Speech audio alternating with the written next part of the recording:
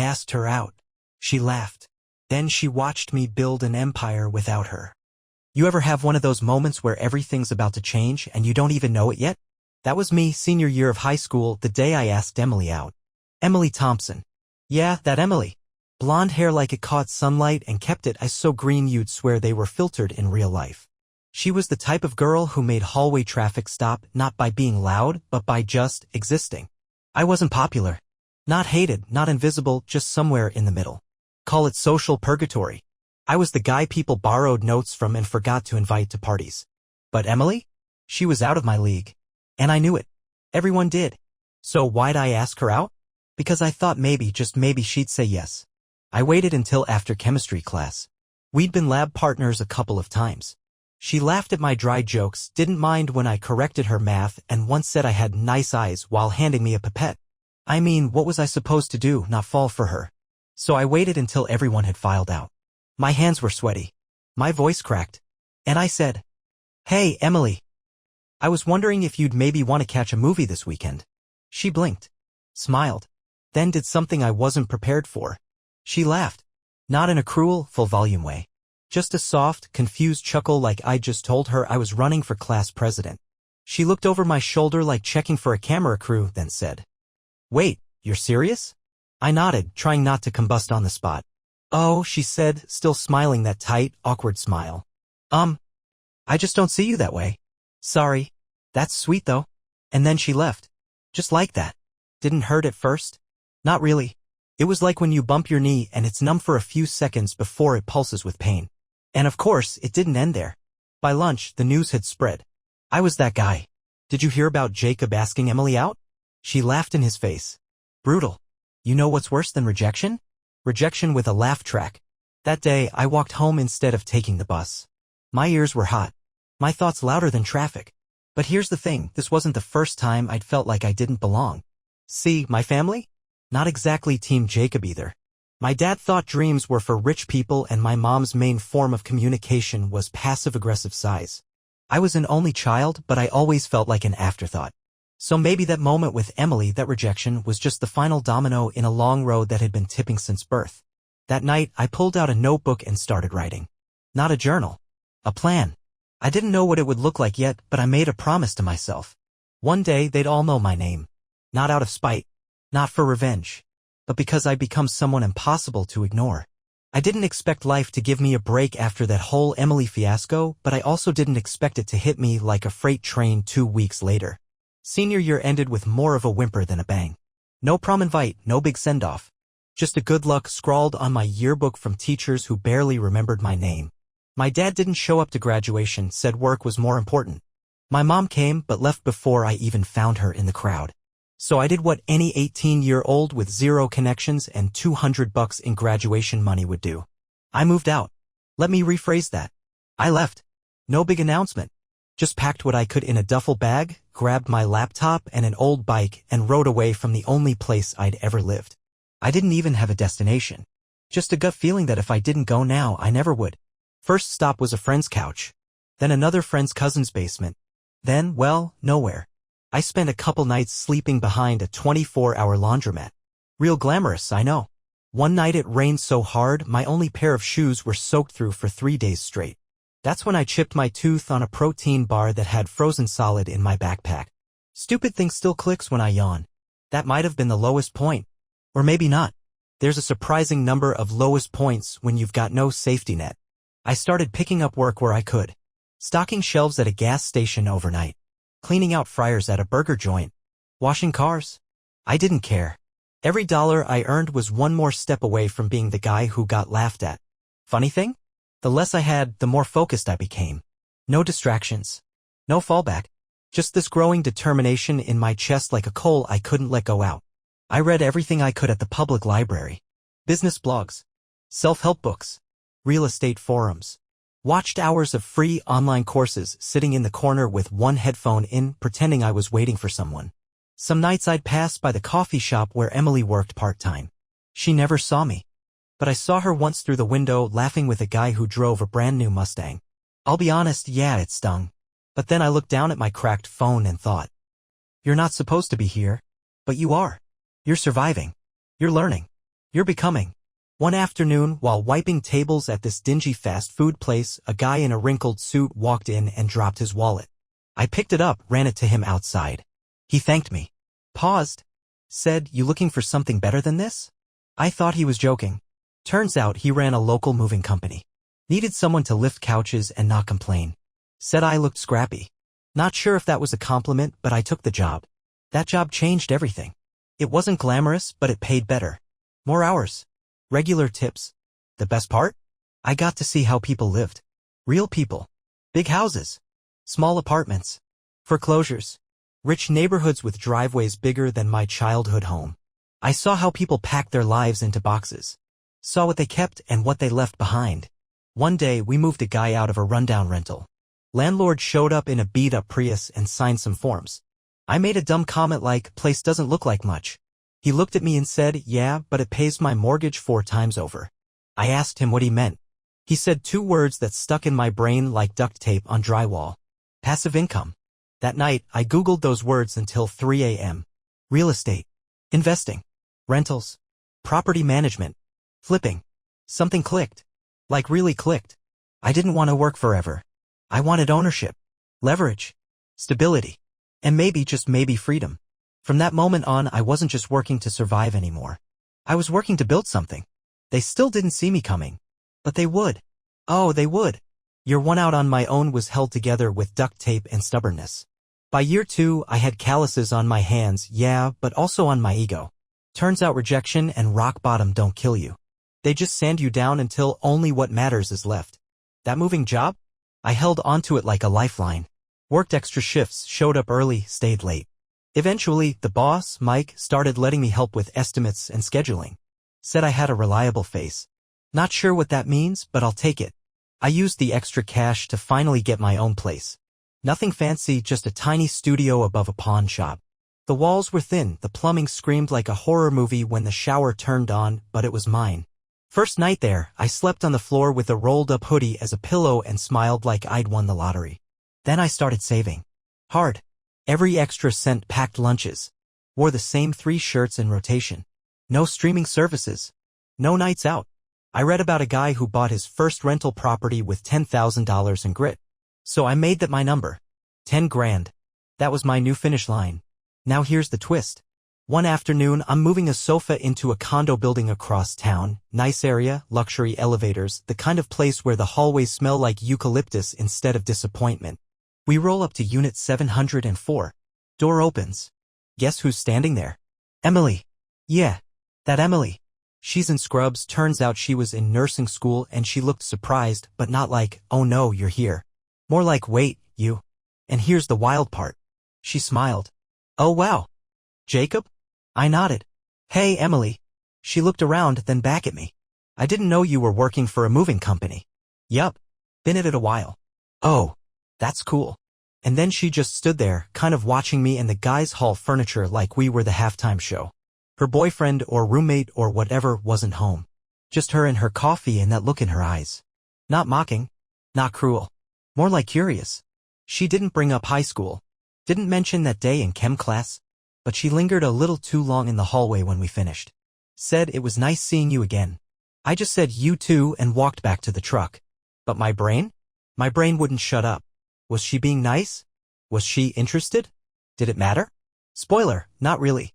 Because that night, I opened my savings account and hit $10,382. Goal met. You'd think I'd celebrate, right? Nah. I stayed up late researching duplexes in rough neighborhoods. Called 3 banks the next morning. Talked to a real estate agent who laughed when I told her my budget, then paused when I mentioned I'd pay cash. Because here's the thing about being underestimated. It's a secret weapon. Nobody sees you coming until you're already past them. And I was just getting started. I bought the duplex on a Tuesday. It wasn't much to look at. Peeling paint, sagging gutters, and a patchy lawn that hadn't seen a mower in probably a year. One of the units was occupied by a guy named Freddie who looked like he could fix anything with a screwdriver and some muttered curses. The other one? Vacant. Moldy.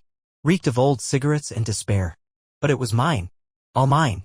$9,800 in cash and a handshake with the world's most tired real estate agent. He called it a motivated sale. I called it a miracle. I slept on the floor that night again.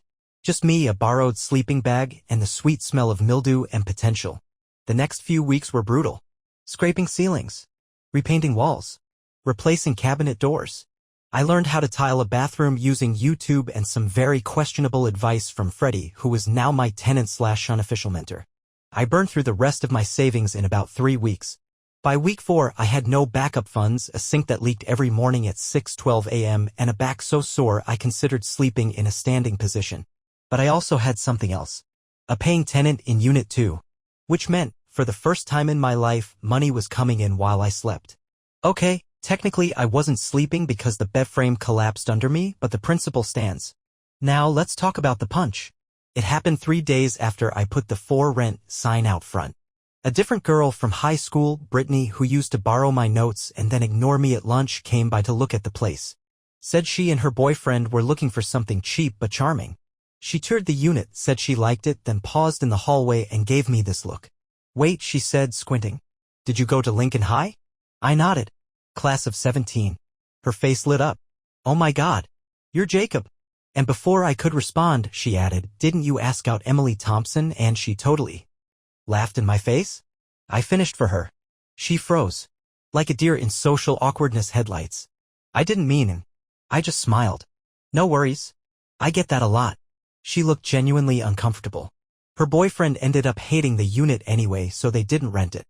But later that night, I laughed for a solid 10 minutes straight. Not because she remembered, but because that was what people remembered me for. And soon they wouldn't. Because this duplex? It was just the start. 3 weeks later, Freddie tipped me off to another property 2 blocks away, an old single-family house in rough shape going up for auction. I showed up with a loan pre-approval I'd begged the bank for, dressed in my one good shirt and a borrowed tie. I didn't win the bid. I got outbid by $2,000. That night, I sat on the steps of my duplex and stared at the street for what felt like an hour. That loss hurt way more than I expected. It was like watching my future pull away in someone else's truck. But you know what? I wasn't done. The next morning, I took Freddie out for breakfast and asked if he knew of any other deals coming up. By lunch, we were peeking through the boarded-up window of a foreclosed triplex 3 blocks over. I was back in the game. And right around then, Emily showed up again. Not at the duplex this time, but in my inbox. It came in at 1:23 a.m. Instagram DM. "Hey, not sure if you remember me LOL, but I think I saw you the other day. You look like you're doing really well." Smiling face with smiling eyes. From Emily Thompson. Let me tell you, there are messages that make your heart race for good reasons. And then there are ones that hit your chest like a quiet little grenade. This one? Somewhere in between. I stared at it for a full minute before locking my phone and tossing it on the couch like it had burned me. Slept like garbage that night. Not because I was upset, but because I couldn't figure out the angle. She knew I'd remember her. That wasn't a question. I didn't answer. Not right away. I went to work. Hauled drywall. Ate lunch sitting on a milk crate in the unfinished triplex kitchen. But her message stayed in my head like a song I didn't even like. So, 48 hours later, I replied. "Yeah, I remember. Hope you're doing well too." Polite. Distant. Fence firmly up. She replied within 10 minutes. "I'd love to catch up sometime. Coffee?" I blinked. Laughed. Said "no way" out loud to the empty room. But I didn't delete the message. Because here's the thing, part of me wanted to hear what she had to say. So I said yes. I picked a public place. A basic cafe halfway across town from where I lived. No risk of her seeing the duplex. Or the triplex. Or Freddie's tool shed full of my dreams. I showed up in a clean shirt and steel-toed boots. She showed up in a dress I'm pretty sure cost more than my monthly water bill. We did small talk. She asked what I'd been up to. I gave the Cliff's Notes version, moved out after high school, worked construction, bought a place. She sipped her drink and said, "That's actually really impressive." That was the first flag. Not a red one, just a little one. Like she was surprised I could do something impressive. Then she tilted her head and smiled. "You've changed." "What do you mean?" "I don't know. You used to be kind of awkward. Quiet. But now you're different. Confident." I shrugged. "Guess building your own future does that." She looked at me for a beat too long, like she was calculating something. And then came the second flag. "So, are you seeing anyone?" I didn't answer right away. And that silence? That was all the answer she needed. She started talking about her breakup. How the guy in the Mustang turned out to be a complete narcissist. How dating in your 20s is a disaster. How she's been thinking about reconnecting with people who actually have substance. And then she dropped the line. I always respected how smart you were. Back in school. I just didn't really see it then, you know. I nodded slowly. And thought, no. You didn't see it? You saw what you wanted to see. And now that I'm not invisible anymore, you're curious again. The conversation fizzled out soon after. She asked for my number, said we should hang out again. I gave her a fake one. That night, I walked back into my triplex, stepped over some loose copper wire, and grinned like an idiot. Not because Emily had finally noticed me, but because I'd stopped caring if she did. She was just a mirror now, reflecting who I used to be, not who I was becoming. And I was becoming someone else entirely. A month went by after the coffee meetup. No messages from Emily. No unexpected appearances.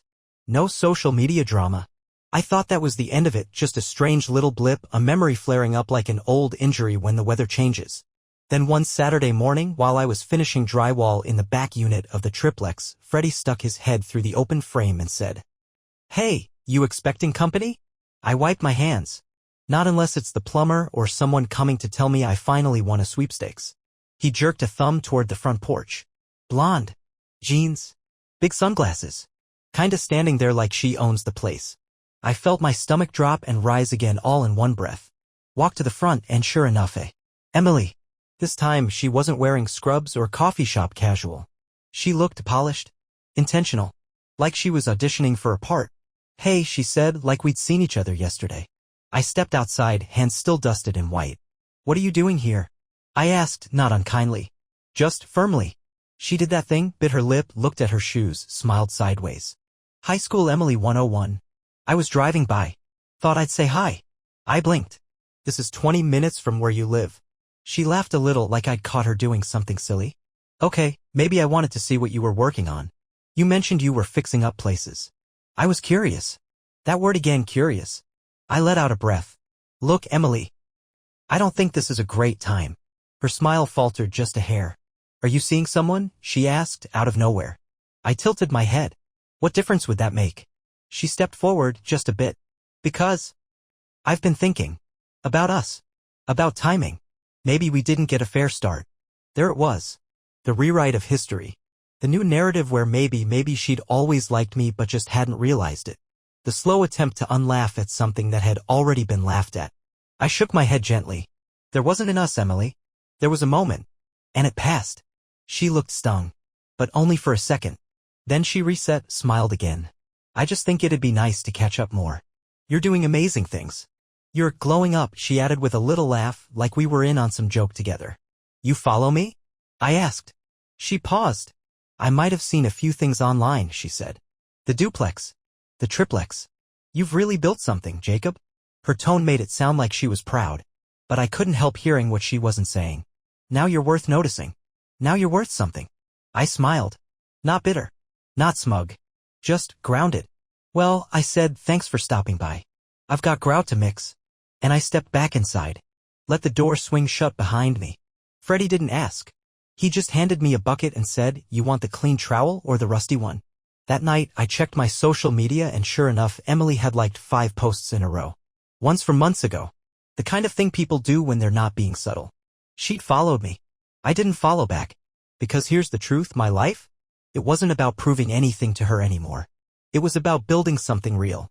For me. The empire was starting to rise. And the only thing I was chasing now was peace.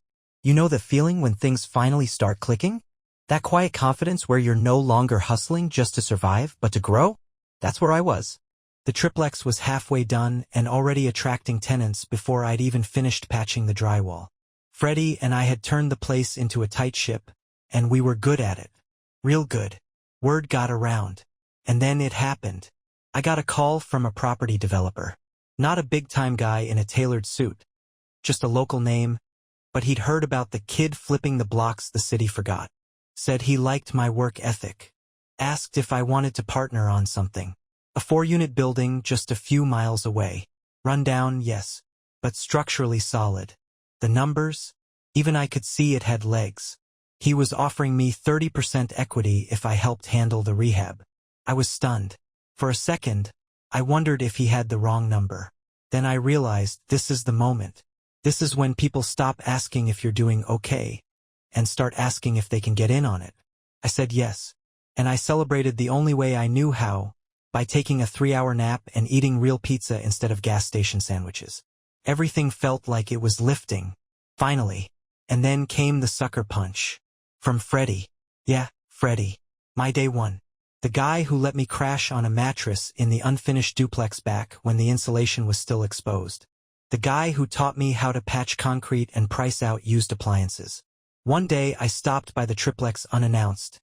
Contractors were still working on the last unit, and I wanted to check the plumbing. I walk in and there's Freddie, showing the place to a couple, and saying he owns it. I froze for a second, just watched, didn't want to believe what I was hearing. He was pitching it like the whole place was his project, like he had put in the capital, like he was the one on the title. I stepped in cool and quiet. "Hey Freddie," I said. He turned, startled. "Oh hey boss, I was just giving these folks a quick look." "Boss?" one of them asked. "I thought you said this was your place." Freddie's face didn't even twitch. "Ah, it's a partnership," he said smoothly. "We both have skin in the game." The couple left shortly after. Awkward energy in the air. When they were gone, I just stared at him. "Your place?" I asked. He shrugged. "Look, man, I've been putting in sweat equity. You wouldn't be where you are without me." "That's true," I said. "But also, I paid for it. It's my name on every permit, every invoice, every city inspection." He crossed his arms. "You think just because you wrote a check, you did all the work? I think because I risked everything, I'm the one with something to lose." That argument, it wasn't just about a building. It was about what we built together, or what I thought we built. Turns out, Freddie had been padding his own narrative for months, telling people in the neighborhood that he was the brains behind the flips, trying to get his own side hustle going, using my properties to build his reputation. I felt gutted. This wasn't some rich investor stabbing me in the back. This was someone I ate ramen with. Someone who lent me tools when I couldn't afford my own. The next day I pulled the lease records. Freddie was a tenant. Nothing more. I gave him 30 days notice, legally tight, clean, no drama. But it hurt. Not because I needed him gone. Because I had to become the kind of person who could let someone like him go.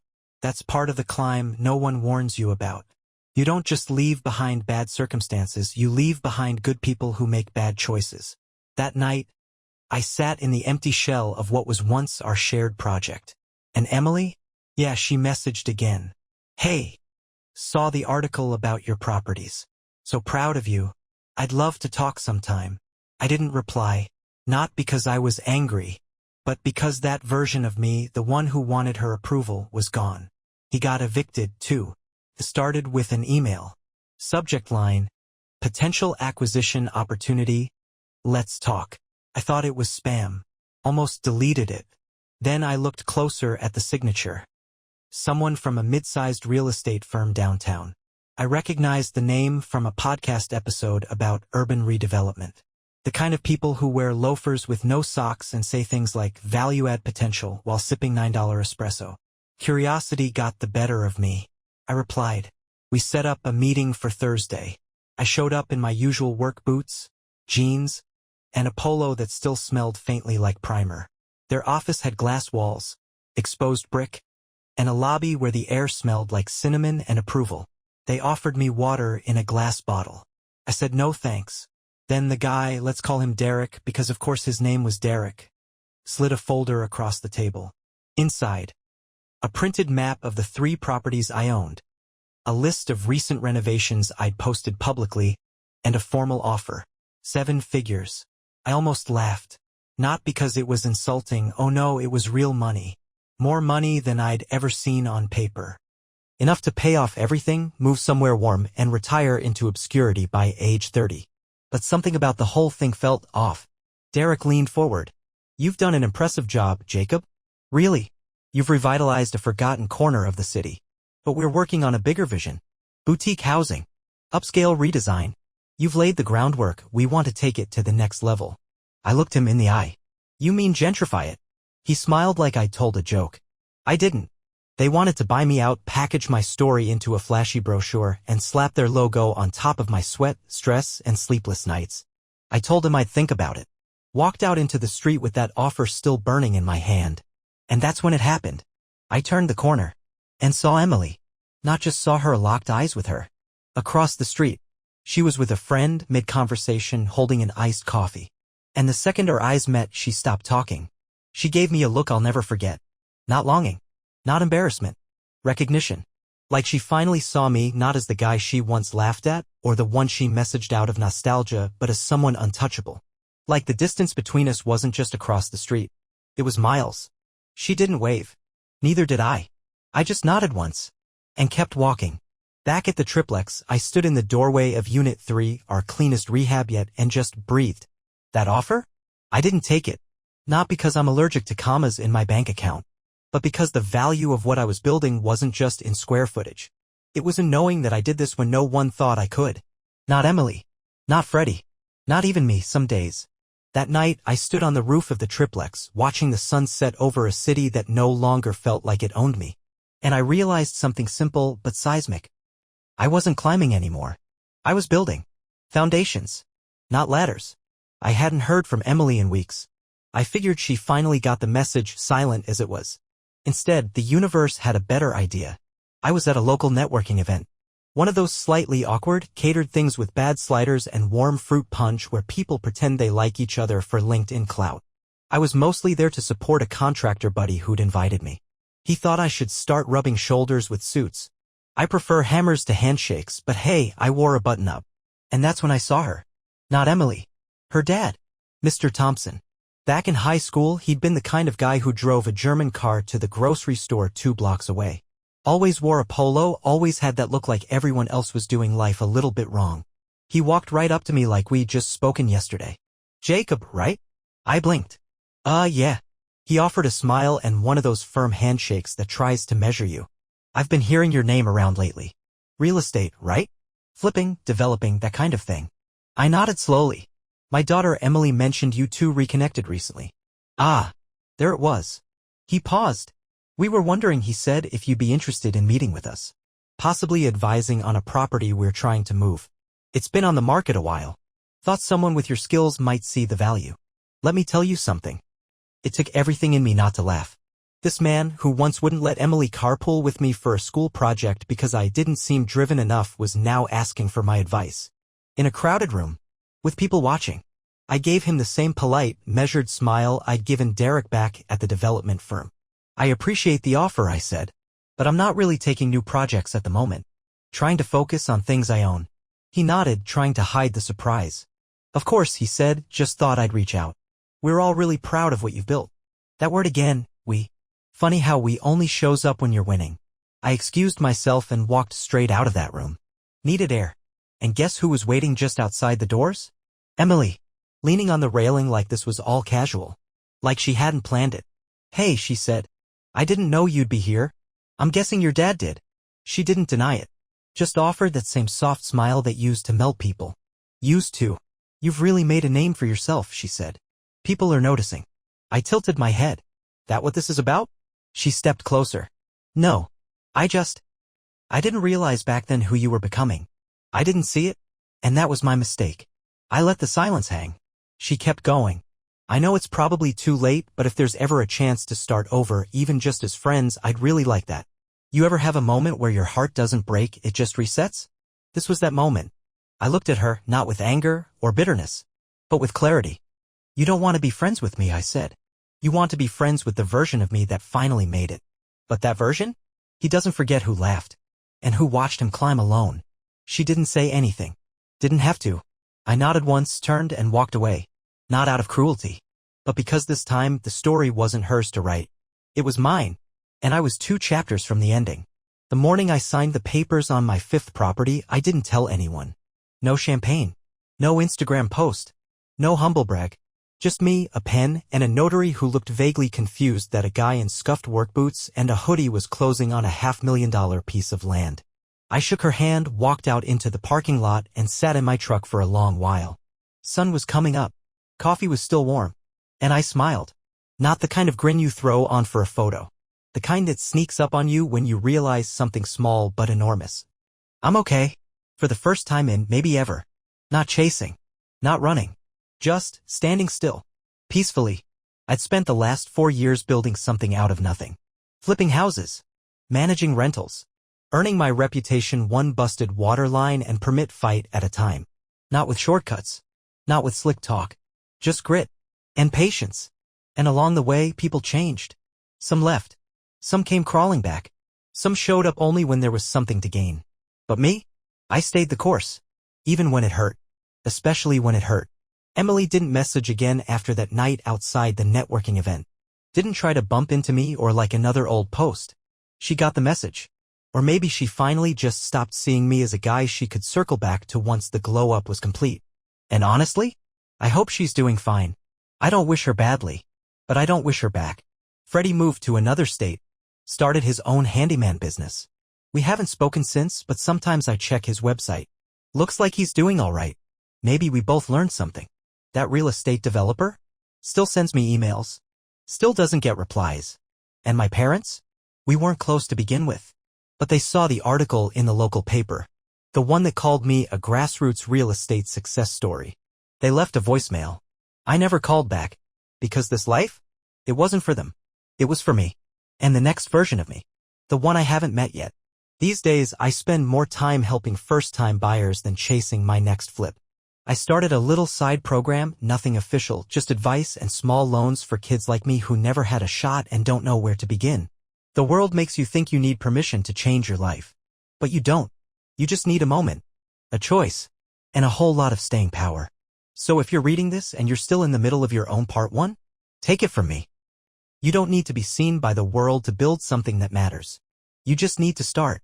And one day, maybe 5 years from now, you'll look around at a life no one gave you, a peace no one can touch, and you'll realize you were never chasing them. You were becoming you.